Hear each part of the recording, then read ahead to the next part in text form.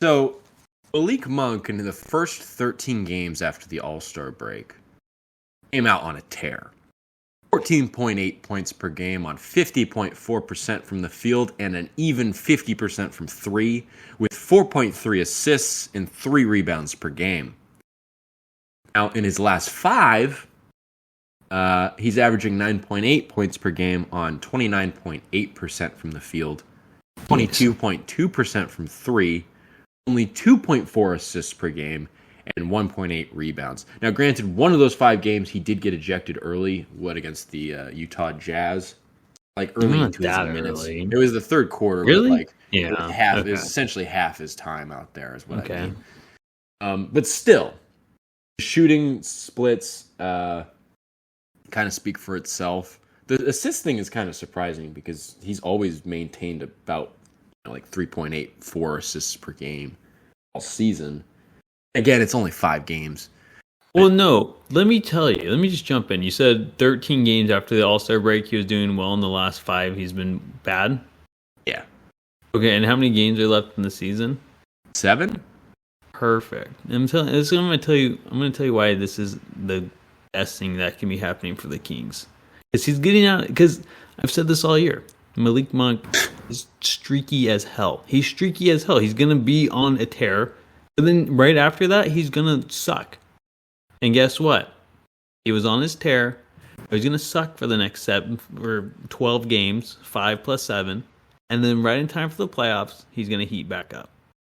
I'm happy with it, honestly. There's no fighting it. I'm telling you, as a guy who played recreational pickup basketball, I understand streakiness. I'm trying to explain this as a like an NBA guy going to the playoffs, but it's like, I mean, you just have to watch the guy. He's gonna find it, but he is literally gonna suck for the next probably at least another 5 games. You won't even see like a decent game in between.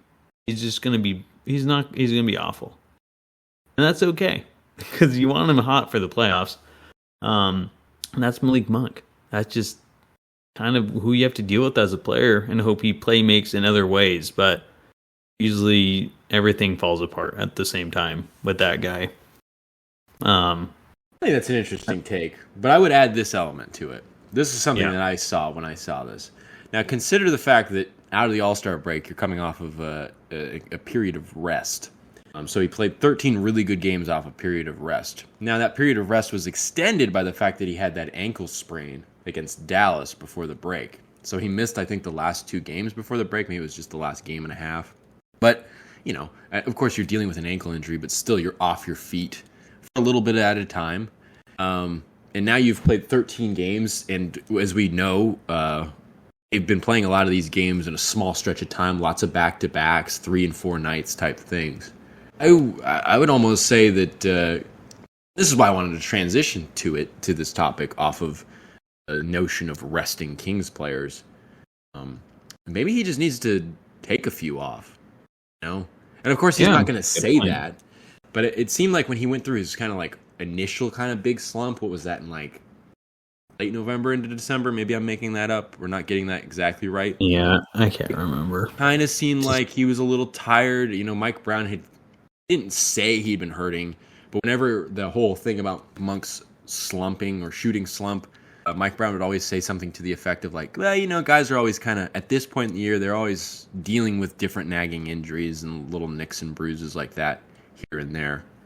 So, you can't help wondering whether or not that plays into it. You can't really deny it. I mean, if he's saying it affects everybody, then it's affecting Monk, and that's got to be a partial reason as to why he's going through a bit of a slump. So I would almost say that they're going to clinch a playoff spot. It seems like they're going to clinch a spot in the top 4. It really doesn't seem like that 3 spot's going anywhere. I mean, like maybe the Kings can overtake the Grizzlies. The Grizzlies have really well getting everybody back, essentially.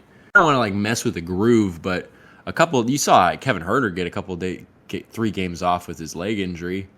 Comes back and he's playing really good basketball. He kind of already had been playing good basketball before that, but I don't know. I think something to a little quick restart, like a soft reset or a quick recharge, if you will. I mean, might as well rest him. Didn't Brown step in and said Fox wasn't playing, like a month ago against OKC or something, where it's like, no, With the hamstring, yeah. Yeah, so it's like maybe you just step in here because I don't think Malik's the type of guy to be like sit me out, coach. He's just not that type of guy. So maybe it is up to Brown to go in. It's like, nah, you're sitting out the next game or two. Because I mean, Kings really just need to be ready for the playoffs and be at full strength. And if a injury's nagging him now, rest him, get him ready. So, but we'll see. I mean, I also just think he's streaky, and he'll be okay. I think you're totally right about that. It was like something you said last week was like when you see Malik Monk miss those first like couple shots, you just know it's not going to happen. And I feel like that happened against Boston and it happened against Minnesota the other night. It made me think of this as a topic. It's just so true. He misses the first 2 or 3 jumpers at least. I mean, layups are layups. He's an athletic guy. It's like if those jumpers aren't falling, I can promise you he's not going to make a 3. Maybe a mid-range, but it's a big part of his game is the jump shot. So when that's not going, it's not going. Yeah, so we'll have to see with him because he'll be kind of critical in the playoffs. Oh yeah, very critical. To say. And I think the playoffs for him, I think it would amplify him even more. I think he's one of those guys who I could see turning it up to the next level and staying there. I think that's just the type of guy he is, who's going to rise to the occasion. I mean, I can't really say from experience. I don't even know if the guy's ever made the playoffs. I was gonna say I don't think he has he? But he seems I just the way he plays. I think his enthusiasm, the way he plays, so electric, and I think he has fun at the end of the day, and I think that's good for players in like a stressful situation. So I do think he's a guy who's gonna play well in the playoffs. I could see it. That'd be a hell of a time to turn it on again.